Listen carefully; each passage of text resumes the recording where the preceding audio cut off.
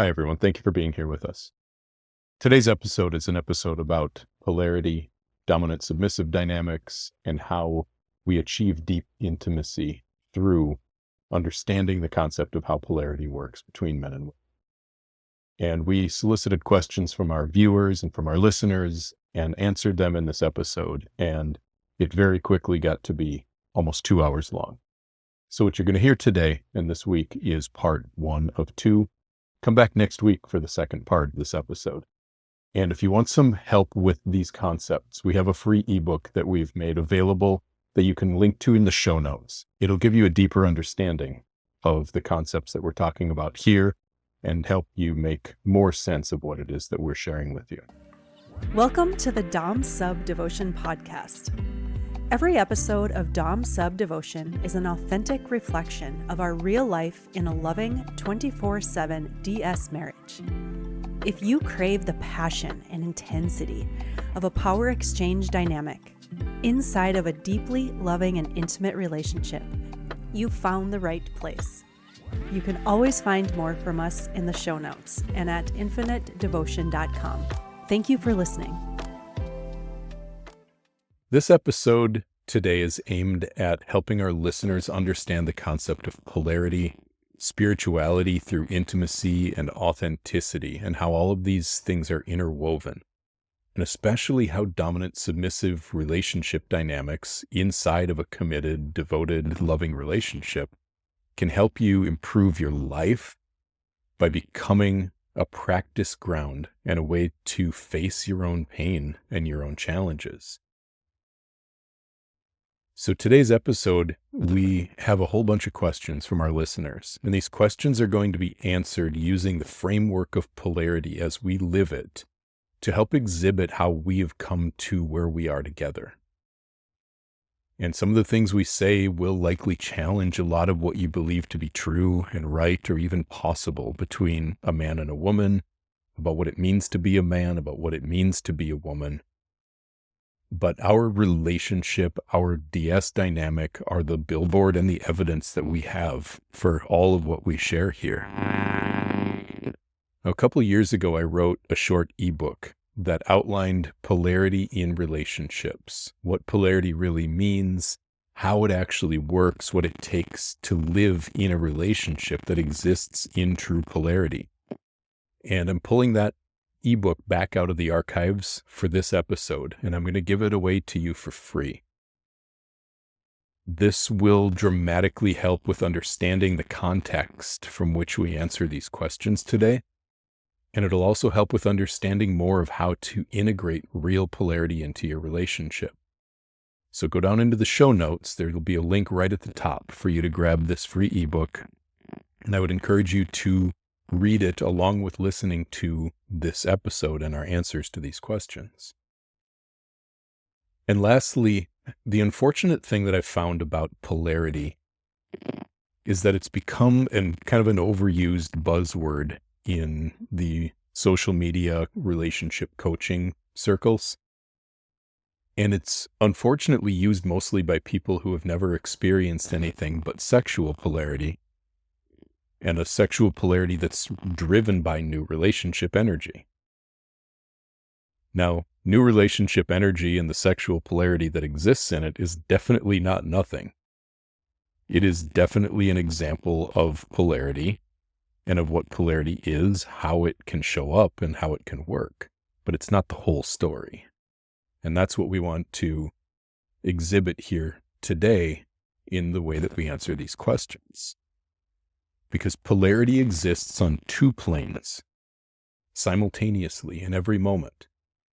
The sexual polarity that you feel, that we felt at the beginning of our relationship, in a brand new relationship where we feel that pull and that draw to each other, that is one type of polarity. There's also an emotional polarity that's at play at the exact same time. And the ability to understand, balance, manage, and really work with the force of nature that's always trying to bring opposing forces into balance is really what polarity is all about. And we need to be able to work with both of these, the sexual and the emotional polarity. Everything that we write and everything we share, all the answers that we give to these questions today, all of this is learned from our own experience. When we first discovered what polarity was and what that word was, it wasn't something that we were chasing because we saw it on the internet. It was something that we found as a description to what it was that we were living and experiencing. It helped us to start putting language to what our relationship was becoming through our dominant-submissive dynamic. So we've learned all of this in the pursuit of building a relationship that gets deeper, more intimate, closer, and also more passionate, more sexual, more intense, and continues to get more of both of those ways over the long term. It's something that I always believed was possible, even though I didn't have any evidence for. And it's been through dominance and submission and through understanding and integrating these learnings and understandings of polarity that has really made it possible to have a relationship where we've been together now for almost 16 years and to be as deeply in love as we can be and also have passion and intensity that's growing with time, that's not fading with time.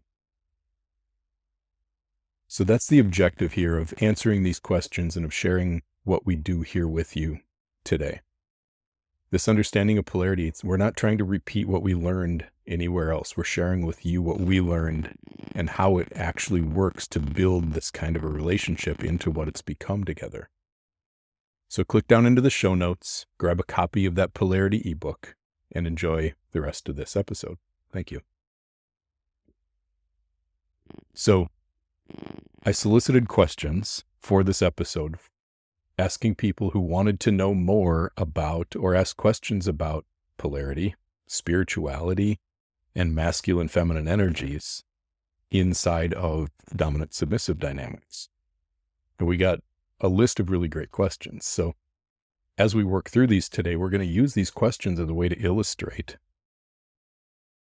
what it is that we have learned about polarity, hopefully to give some lessons for people who want to take them home and apply them in their own lives. And the first one really helps us get at a lot of these different concepts. And the question is, I'm wondering about the balance of masculine and feminine within each of you and how that plays out in dominance and submission. So to start answering this question, the balance of masculine and feminine within each of us, we have to really unpack a little bit, what does masculine and feminine mean? Because there's such a word salad that gets made out of these words: divine masculine, in my masculine, masculine energy, Masculine shield, masculine inversions, and all the same with feminine too. And it really starts to mindfuck a lot of people. So I want to give some definition and clarity to these words as we use them and as we understand them, so that everything else we talk about in this episode can make some sense. So the reason I like this question is because it was phrased, the balance of masculine and feminine within each of you. Because yes, all of us have a balance of masculine and feminine within us. Meaning, as a man who is a dominant, I have both masculine energy and feminine energy. What is masculine energy?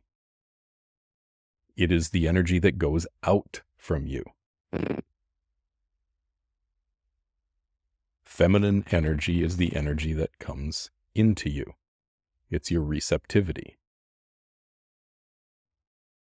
So when we talk about this in sexual terms, it's pretty easy to illustrate because our sexual organs illustrate this perfectly.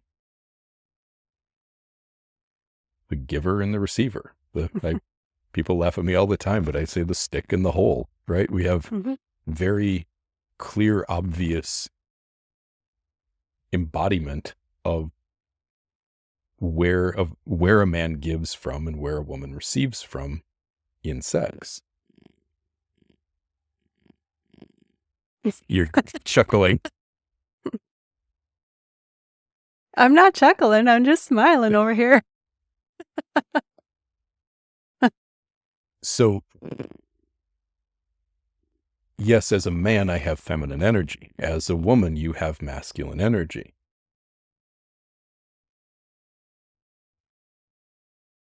The balance of those energies within me as a man means that where I'm giving from is physical. This is the masculine energy in me as a masculine man is giving, leading, providing, protecting, setting and creating structure and order. It's all of the ways that you might think of a dominant as being dominant. In the bedroom, it's taking charge. It's the penetrator. It's the penetrator. So feminine energy in a man exists in his heart. It's in his emotions. So the thing that I have to be able to balance to be in a healthy expression of myself is my feminine energy exists emotionally. I need to be open and receptive to your feelings, not just yours. I have to be open and receptive to feminine energy in general. So this receptivity is my balancing factor to my masculine energy. And these things ideally need to be balanced out. Well, they will always be balanced out because that's what polarity does. Polarity balances everything. Now, if I don't consciously balance them, meaning open myself up emotionally to the same extent that I'm going to take charge and control physically, then other factors are going to come into play inside of me and inside of my life that are going to force them into balance. They're either going to reduce my masculine penetration, or they are going to close off my feminine receptivity, my emotional receptivity, to a level that balances everything out. And so in some cases, that can balance by depolarizing, by limiting me internally to being basically flatlined. This is what you see when you see a guy who's got no energy at all, who's just kind of blah. I see a lot of them. There is a lot of them. But also, in the other direction, the more I take control, the more that I'm leading, the more that I'm penetrating, that I am exerting myself into the world, that I'm making an imprint and creating the world around me in my image, the more I'm going to need to have my feminine energy open, receptive, and balanced. If I keep walls up around my heart and I'm trying to be in this heavy-duty masculine energy, and I don't have my heart open so that I can balance it, life is going to balance it for me. And that might be addictions, it might be numbing, it might be any number of ways that I might sabotage my plans down here in the masculine, in the way that I'm trying to take charge of my life. Life will balance it for me if I don't balance it myself. So more power, more masculine power means and needs more open-hearted receptivity. So just listening to you explain all of that, my mind kind of went to when you were saying penetration into the world with a closed heart. That sounds domineering to me. I guess that's one way that it plays out. Yep. So then thinking about it that way, like the more you heal from your emotional wounds of the past, the heart naturally opens. Am I right? Exactly. Because we are built naturally as men to penetrate into the world and to receive in our hearts. The only reason we don't is because we're hurt.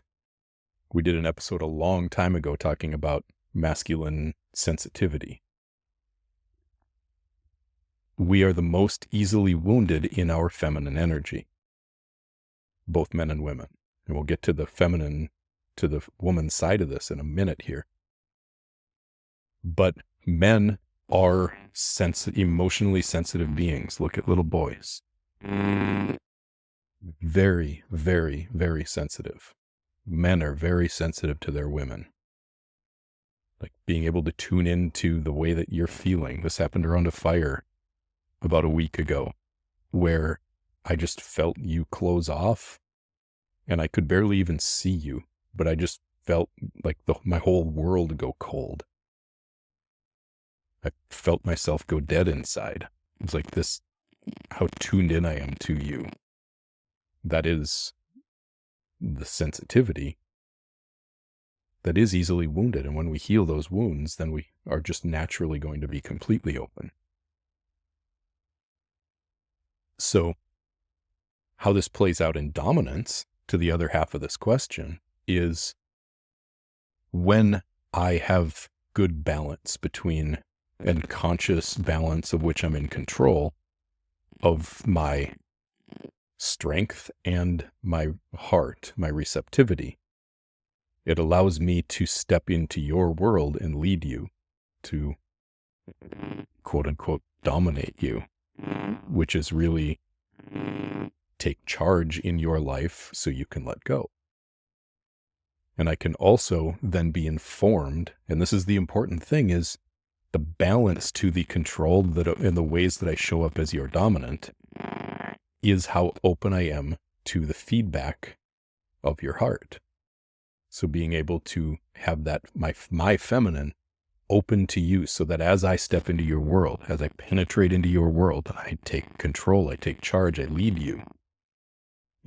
However you feel about that is going to help inform me.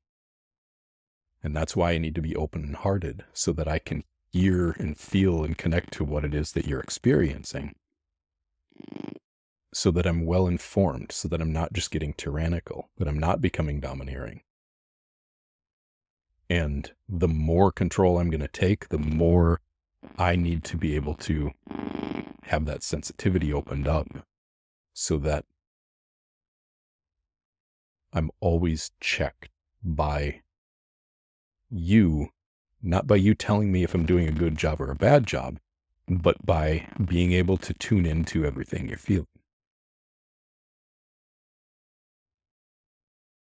So now let's look at this from the submissive side, from the woman's side. A woman is exactly the opposite. Receptive feminine energy in her lower body, in her womb, pussy, vagina, whatever you want to say. Sexually receptive, physically receptive. Your masculine energy is your heart.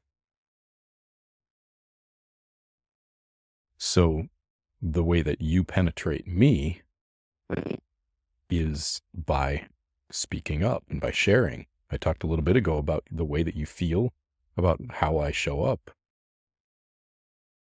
Your balancing factors are being able to receive, being able to submit, being able to let go, which is a challenge, because that's where, as a woman, you're going to be the most wounded. You're going to be hurt by the ways that masculine energy has unconsciously damaged you. Right. And that's what we call the masculine shield. Do you want to break that down a little bit more? Well, how do I want to explain this? Just looking at my life, like all of the ways that I was trying to operate in a doing something to get something. And this goes back to the wounding of deciding that I needed to do to try to get loved. Now, that's a gaping hole because that will never be filled because I'm trying to gauge someone else's actions and feelings about me, external validation, to try to feel whole inside. And at my essence, I am a female. I have feminine energy. And so my feminine energy gets covered up because I'm constantly trying to get this need that I have of being loved in the world because I abandoned myself, came into this world as a human and lost the consciousness, the connection to my own love. And so for me, like that played out in early years in the good and the bad. I was trying to be that good girl, trying to do everything right, not be told I was a sinner, not be told I was a bad girl, not be told I was wrong. And so I was chasing that. And I more and more and more the older I got, and that wounding just creates this wall around my heart. Again, my feminine expression. Or I'm sorry, that's the masculine expression, but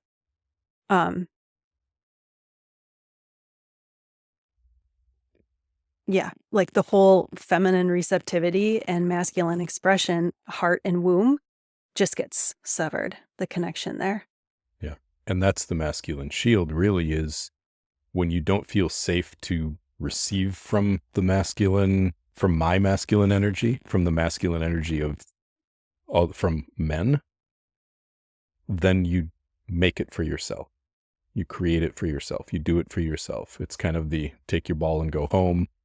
I can do this all by myself. That song from, I think it was Sesame Street. You just do it by yourself, and then you block out the love that is trying to be given to you. You can't receive it because you've built those walls. Again, we build walls around both men and women. We build our walls around our feminine energy because that's where we receive. That's where we get hurt. So this is why men a lot of times have closed off wounded hearts and women have closed off wounded bodies, like sexual violence, abuse, being like manipulated and controlled unconsciously. They get hurt and then they resist the very thing that they need. They just need it consciously. They need it loving.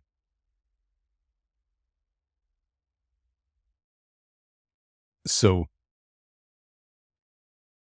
as a woman, you were kind of getting to this point. Your masculine energy is your heart. It is your emotions. It's how you feel. And in order to complete this cycle, you have to be able to share and express yourself, everything you're feeling all the time, no matter what. And that gets tough. Like that's its own set of challenges, but this is and we'll get into some of that in answering some of these other questions today. But this is the masculine energy of a feminine woman is her emotions. It's her expression. And so the balance, again, back to this, the balance of these energies inside of you, they will balance themselves. And I mentioned the flatline men before. You also see a lot of flatline women, depolarized women who are lifeless.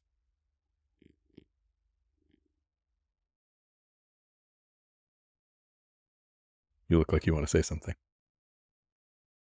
I was just thinking about that in relation to some of the women, and I guess I wouldn't necessarily call them flatlined. Some are. Some are very outspoken. I don't call that flatline. But I see that as the opposite of how my own wounding suppressed me. Some women are very say everything, very blunt, whatever's on their mind comes out of their mouth. Yep. And that's, in my opinion, the opposite way that this can happen for a woman, a young girl. Yeah, so that really transitions into the last point I wanted to make on this question, which is, so we can go depolarized, flatline, as a way to balance these energies out, because nature will balance them one way or another. You can go into a very polarized inner state where you are very receptive, very open, very willing and easily led, fearless, and then also equally expressive, equally willing to speak up and share everything that you're feeling. Like, that would be the optimization, I think, of the system of a feminine woman being really polarized in her femininity. Just like the kind of optimization of a man in his masculine energy is going to be very powerful, very in control, very in charge, and also equally open-hearted, receptive, caring, and sensitive and attuned. But the other way that these things can balance themselves is what we call an inversion. Because, for example, you mentioned the masculine shield, so I'm going to use this as the example. If a woman steps very heavily into having her masculine energy in her lower body, meaning she's taking charge, she's leading, she's dominating her world, and like that energy is very outgoing in that way, which our society has created this in a lot of women, then she is going to balance that, because nature is going to do its thing. The farther she goes into that masculine expression, now what's going to happen? Her heart is going to become receptive instead of expressive. Now she's going to be really worried about what everyone else feels. This is the people pleaser. She's going to be really tuned into everybody else and trying to control everyone else's feelings, because this is just the balancing energy to the ways that she stepped into this masculine expression. So it'll always balance. Same thing happens with men. If you take men and you get a man who's very physically receptive, he wants to sit back and not do anything and just get taken care of and be coddled. And he looks at sex as something that he gets and receives rather than as something that he gives. How is that going to be balanced? It's going to balance out, because rather than his natural open-hearted receptivity, he is going to become very expressive in his heart. He's going inward in his lower body. He's going to come outward in his heart just as much. He's inverted. He's upside down. And this will happen to they'll balance perfectly every single time. It's what nature does.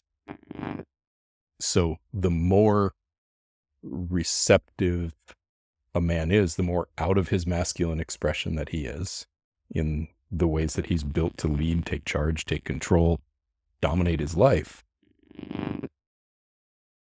The more he's out of that and in a receptive mode, the more emotional he's going to get, the more he's going to want you to care about his feelings, the more he's going to want you to validate him and make him feel good. So these are the inversions of these energies.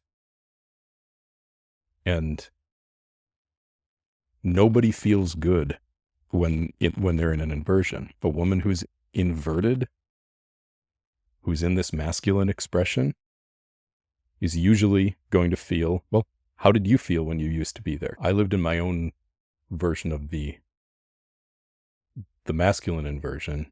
You spent plenty of your life in this inverted energy yourself. What did that feel like to you to be there? The first word that comes to my mind is exhaustion. And There was a long point, though, that when I was living in a survival mode, unconscious, that I wasn't even aware of it.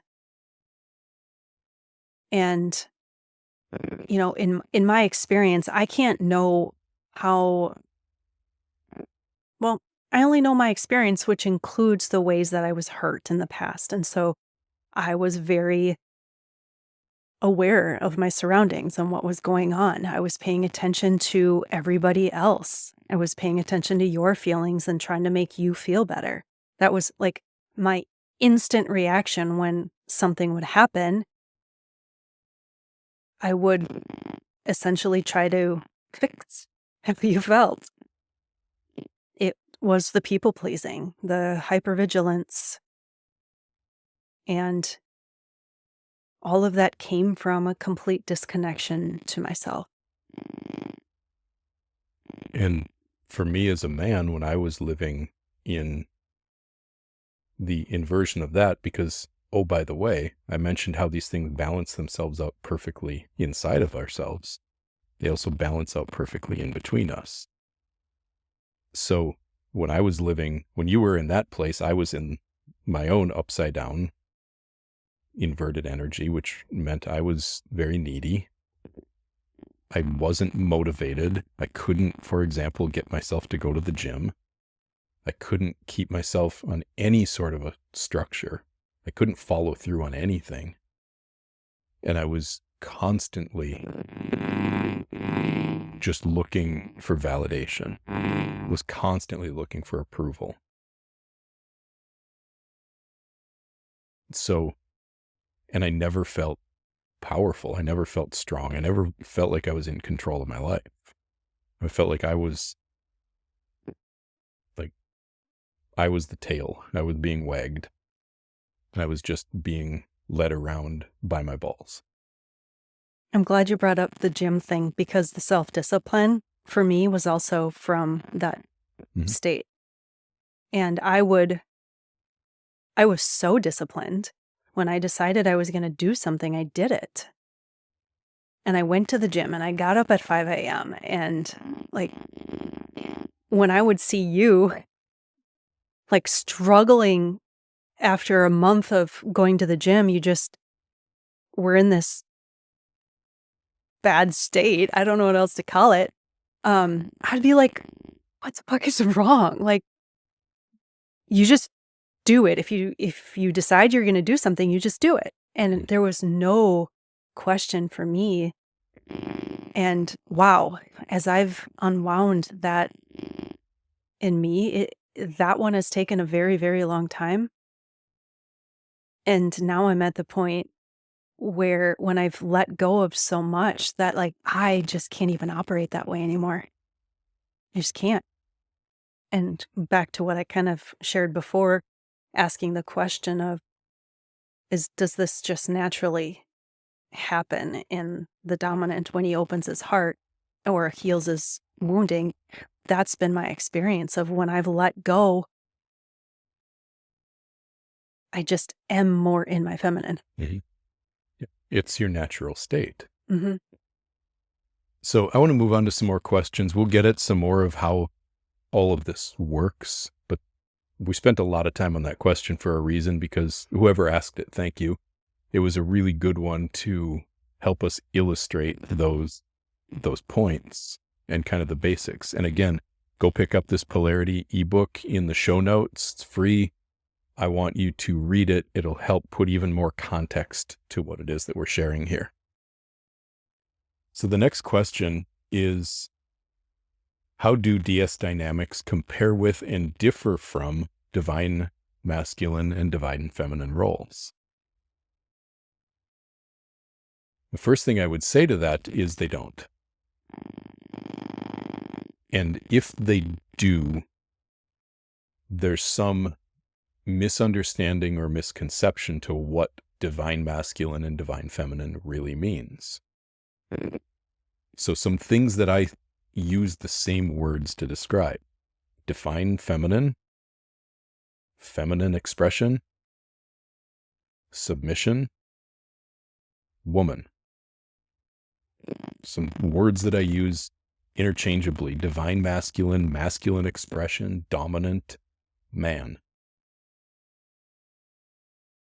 I use these interchangeably. Now, I also fully 100% believe in this quote that I heard a while ago, which is, it's no wonder that most women don't trust men, because most of them have never met one. So what I hear you're saying there is there's a difference between man and male. Yeah, there's a whole globe full of adult males, but there are very, very few men, because in my book, in my view, and the way I talk about this, if I'm saying man, I mean that you have your heart open, you're receptive, and you are in charge and in control of your life.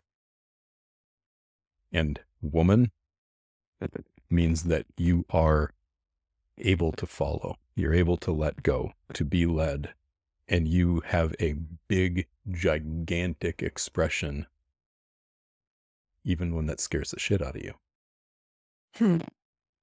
But in reality, when you really, really trust yourself, it doesn't scare you.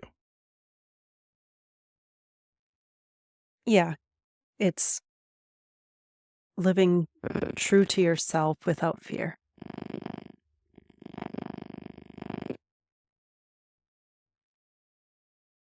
So the next question I have is this one is from a woman. How do I live more authentically within my marriage? So in the context of polarity, what would you tell her? Well, when I hear the word authentic, so I wish I had a little bit more context there, because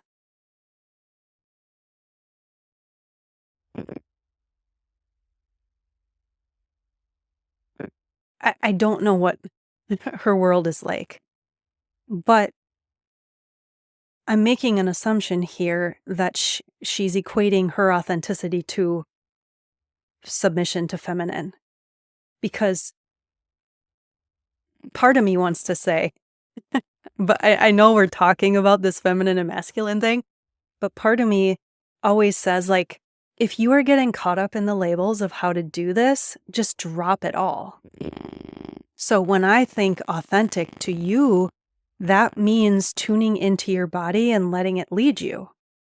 It means following what turns you on. And also then in the context of the relationship, it means expressing to your partner, to your man, telling him how you feel, giving him feedback on his leadership. And if you want more, ask for more. And I guess that's where my mind goes first. And see where mine goes with that question. If she's asking, how do I be more authentic in my marriage?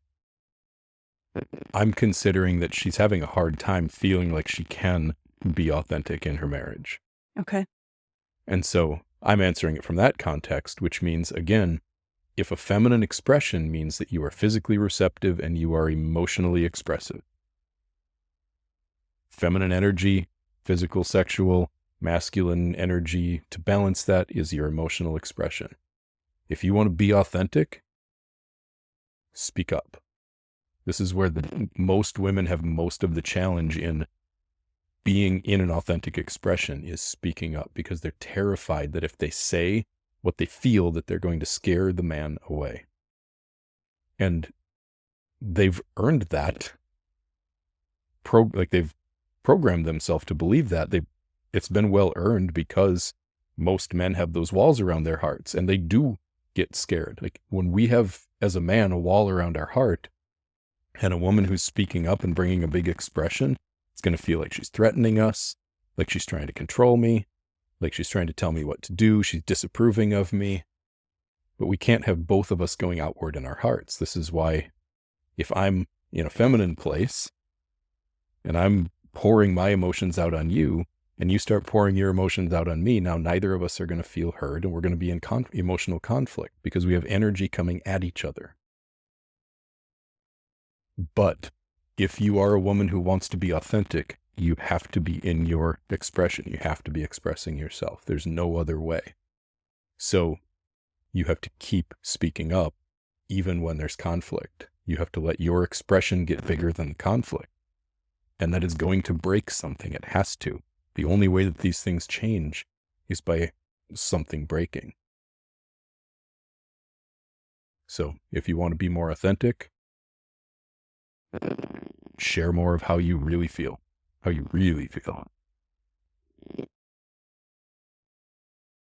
All right. Next question is from a woman. How do I share how much this dynamic has helped my relationship without freaking people out?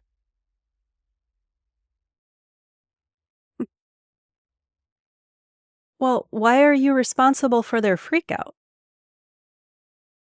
And why are you responsible for sharing how much it's helped your relationship? Right. Why are you worried about other people's feelings? This is showing an inversion. It's showing a shield.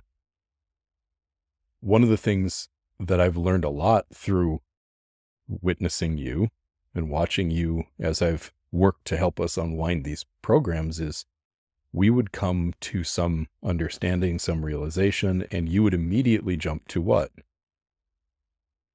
How do I use this to help someone else? How do I teach this to my kids? Oh, I want to share this with our clients. I want to talk about it on the podcast. You would deflect right past yourself and integration into telling someone else. Yes. And in my experience, that is part of my own wounding and the self-abandonment. Completely own that. I think another natural thing is, oh my gosh, this wonderful thing, whatever it is, because I've seen this in the fitness world, I've seen this in this context, I've seen it elsewhere in any sort of personal growth. My life is better because of this, and then you want to share it. And I understand the genuine desire for other people's lives to be better because I still hold that. But I've had to let go of, for one, sharing things where other people don't need to know, they don't want to know. Like, I have had to drop or any sort of responsibility around changing someone else's life. Now, if they ask me about it, I'm happy to share. And like, that's where I always, even when I get asked random questions about my collar, I have to discern the experience and the energy of the question, the person, and all of that in what I share about me, because this is my life experience. And frankly, that's all I care about now. I love that you brought up the asking you about it versus you proactively telling them about it, because this, again, here's the energy. The inverted energy for a woman is going to be to try to change other people's lives, to try to impact the world physically, to try to make a difference, to try to change something about the world around them. So the desire and want and drive that you might feel to try to relay this great thing for you to someone else is evidence of the fact that you are in a masculine inversion. And I bet the same person who asked this question, if they're really feeling that way, I would bet that in some other part of their life, because all of these forces balance, I would bet that she really struggles with people pleasing. That would be the natural balancing force, because that outgoing is then going to be constantly tuned into the emotions and feelings around her as the balancing energy. So I don't know who asked that question, but these are just the laws of how this stuff works. Polarity doesn't care if you don't like it. Polarity is just the way that these things balance. The word that's coming to my mind in hearing you talk about that is just your personal boundaries. And you need to hold yourself accountable to your boundaries. And it's recognizing where sharing is expressive versus sharing to change, control, doing to get something. energy. Well, and that was why I love that you brought up, well, if someone asks me, because now what happened? Now you received a question, and now what you share is a reflection of how you feel. Now you are expressing from the heart. Now you're expressing your experience in response to something that you received, rather than proactive. Here's another thing. One of the factors of masculine energy is initiation. So it is and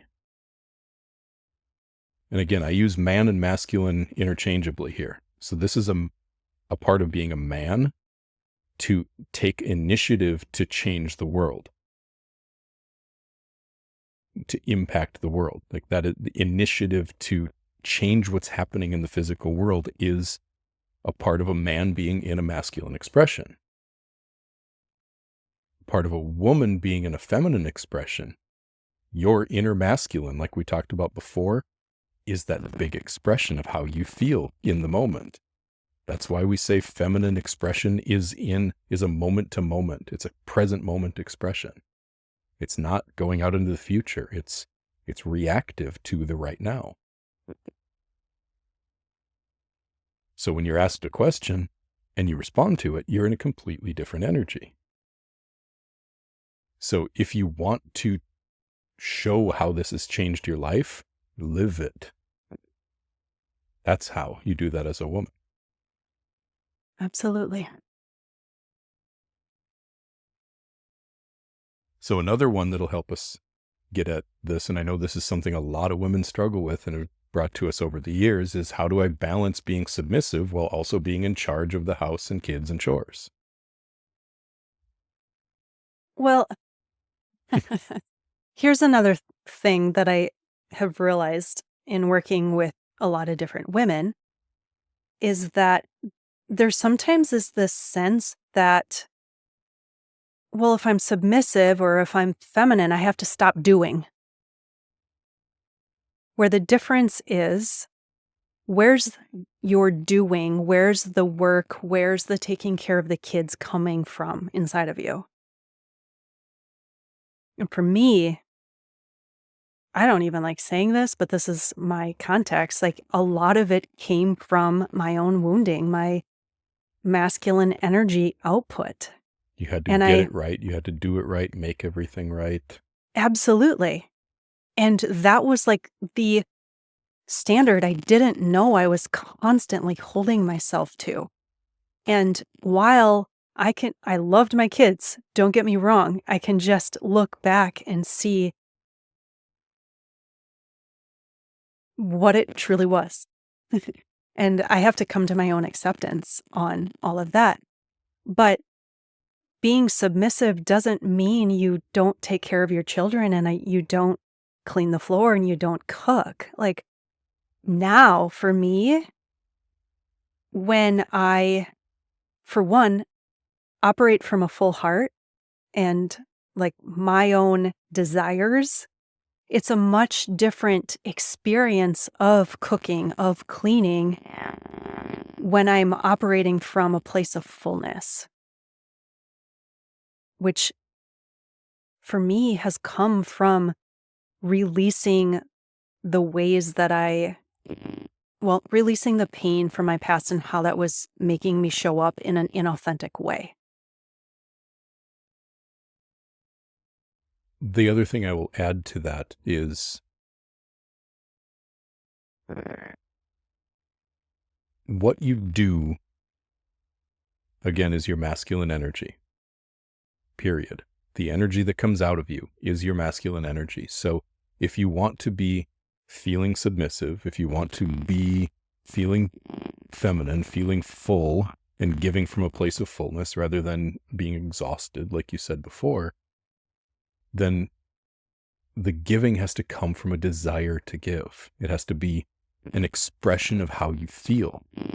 If you want to be in that feminine energy as a woman, everything you give has to come from your heart, which also means if you don't feel like it, you have to say no. And that can be really uncomfortable, That's the boundary setting again. But if this is important to you, okay, you're in the questions, being in charge of the house and kids and chores. Okay.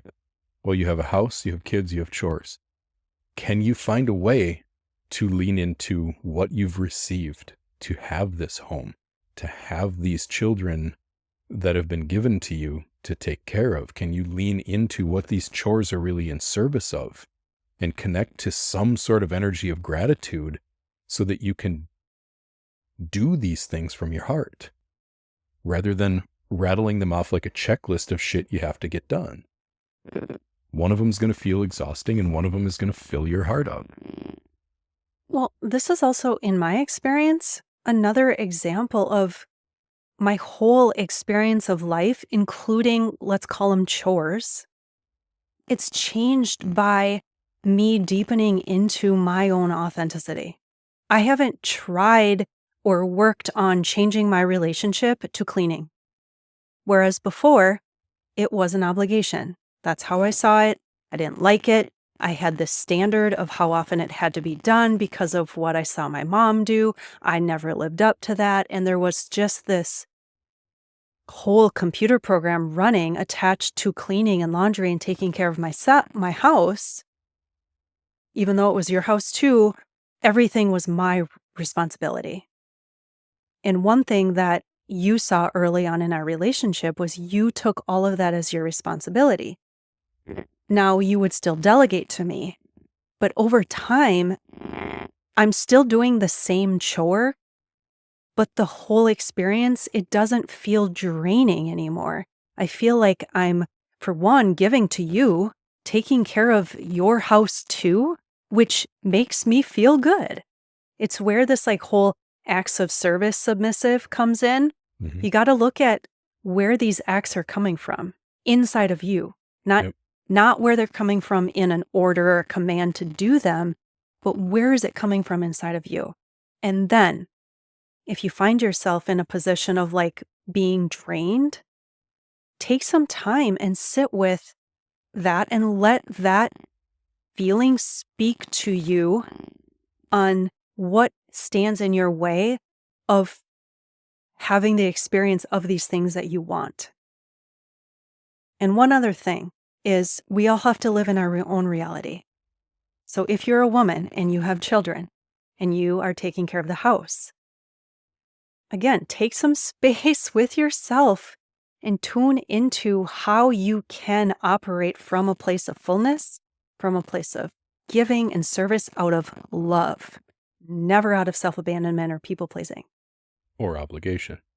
Same thing. Same thing. Thanks for tuning in today for part 1. Next Monday, we will be back with part 2 of this episode, where we answer a lot more questions about polarity, masculine energy, feminine energy, dominance and submission. And in the meantime, while you're waiting for that second part of this episode, go into the show notes and download our Polarity ebook that we're offering for free as a part of this episode. It will help you understand the concepts we're talking about here more deeply and give you some tips about how to integrate them into your life and your relationship. We'll see you back here next Monday.